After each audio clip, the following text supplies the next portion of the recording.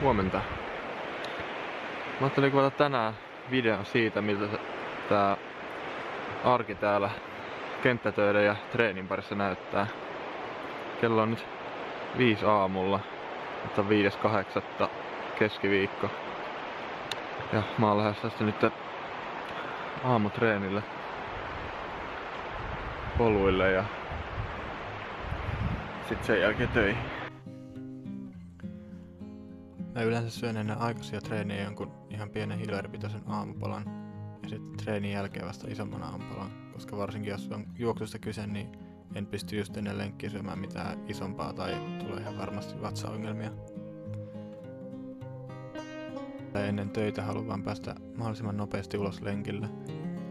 Mä en kuitenkaan halua lähteä syömättä mitään, koska mä koen, että on kuitenkin tärkeää saada edes jotain energiaa sisään ennen treenaamista, eli esimerkkinä tässä mulla on pari keksejä ja pala mustikkapiirakkaa.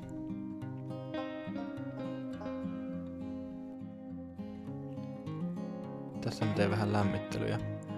Eli teen yleensä lyhyillekin lenkille jonkun verran lämmittelyliikkeitä ja sitten jos on vähän kovempaa juoksua tiedossa, niin sitten vielä vähän enemmän.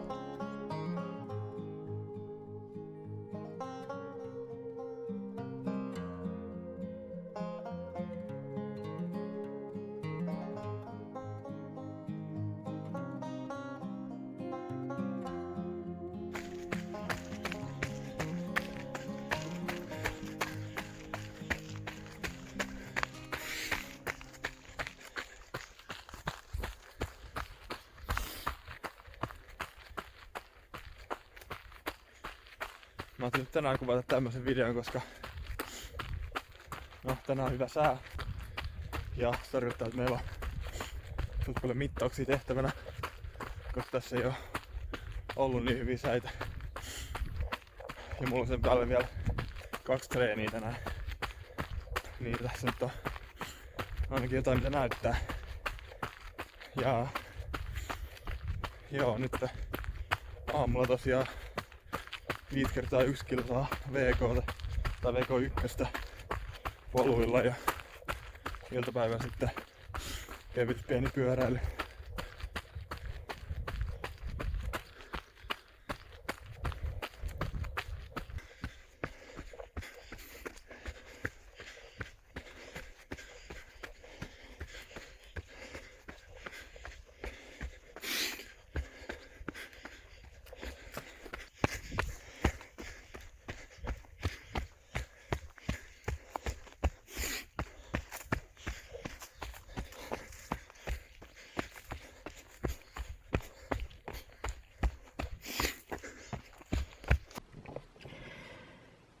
Nyt on aamutreeni juostu ja vähän jäi nihkeä fiilis, koska sääri ei tuntunut kyllä ihan niinku täysin normaaleilta. Niin täytyy katsoa, pitääkö tehdä jotain toimenpiteitä sen suhteen. Mutta nyt kello on vähän yli 7 ja täytyy lähteä suihkuun ja syömään aamupalaa. Kerkee sitten töihin hyvissä ajoin.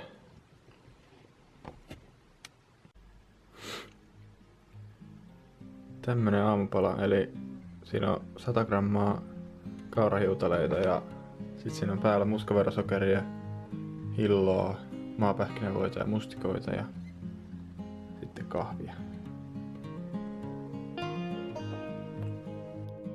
Tää mun työ täällä on ihan kokonaan kenttätyötä ja se sisältää mikrobinäytteiden ottamista maaperästä sekä maaperän kasvihuonekaasuvuoden, eli tässä tapauksessa metaanin, hiilidioksidin ja typpioksiduolin mittaamista.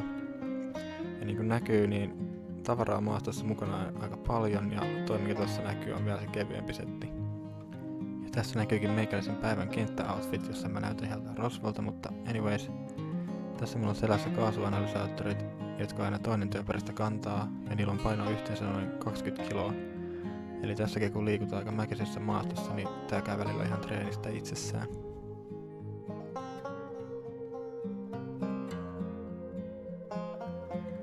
Täältä näyttää kun ollaan mittapisteellä, jossa toinen työperäistä ottaa mikrobinäytteen ja toinen mittaa kaasut. Ja ei ole toimistolla myöskään hulmat maisemat.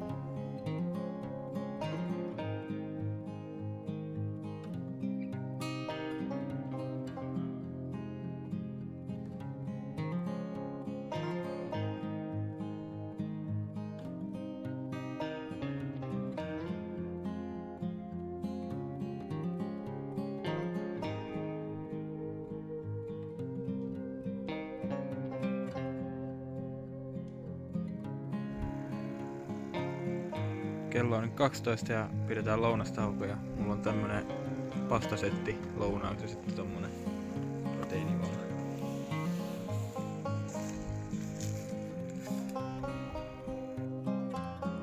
Näitä kaasumittauksia ei voi tehdä sateella ja sen takia nyt kun sattui pitkästä aikaa hyvä sää, niin käytiin vielä toisessa paikassa tekemässä mittauksia.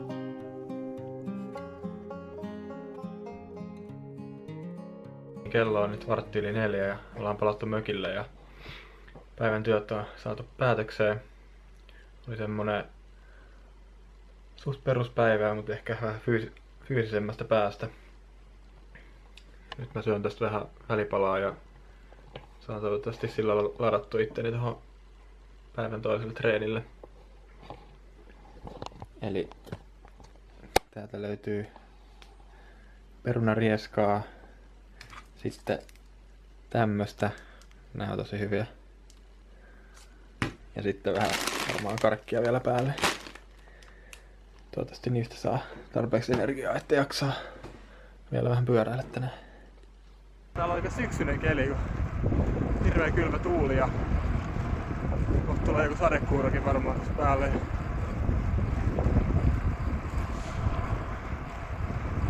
Käännän just ympäri. Tuossa alkoi just satamaan, niin koitan päästä karkuun tuota sadealuetta. Katsotaan onko tarpeeksi nopea. Tuntuu olevan vastainen tuuli tonne menosuuntaan, niin otetaanko nyt hyvä myötäinen. Mun tuurilla se on taas vastainen tänne. Nyt alkoi rullaamaan. Kyllä oli vissiin pikkuinen vastainen äsken.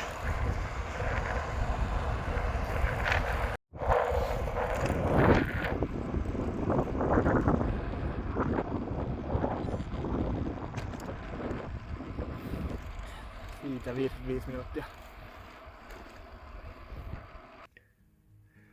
30 kilsaa, 55 minuuttia. 32,4 keskari. Täällä on aika ymmärtelevia noin keskinopeudet, kun on niin tasasta, että tää toi pätkä on niin tasainen, että siinä tulee aika hyvät keskarit, vaikka tämmönen PK1 lenkki onkin. 30 kilsaa aika alle 100 metriä nousu.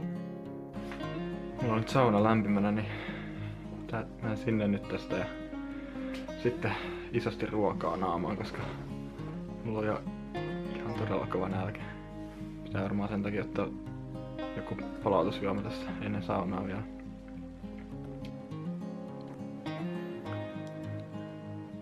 Illalliseksi on nyt tämmönen pastasetti.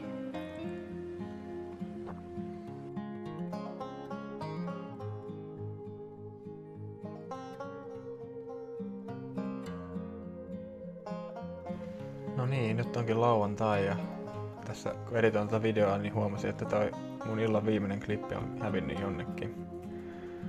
No, mä päätän tämän videon nyt tähän sitten, mutta mä haluaisin myös vähän päivittää kun tuossa aamutreenin jälkeen välittelin mun säärtä, joka on siis sama sääri, missä mulla oli keväällä se rasitusosteopatia. Eli mä selitin tilanteen valmentajalle ja hän sitten vaihtoi loppuviikon ohjelman pyöräilyksi. Ja nyt se muutama päivä myöhemmin tuntuu aika lailla normaalilta se sääri ja tuntuu oikeastaan jo seuraavana päivänä aika hyvältä. Eli toivottavasti se ei nyt ollut mitään sen kummempaa ja ensi viikolla pääsee taas treenaamaan normaalisti. Tää oli tämmönen lyhyempi video. Toivottavasti siitä oli iloa jollekin ja ei muuta kuin seuraavaan videoon.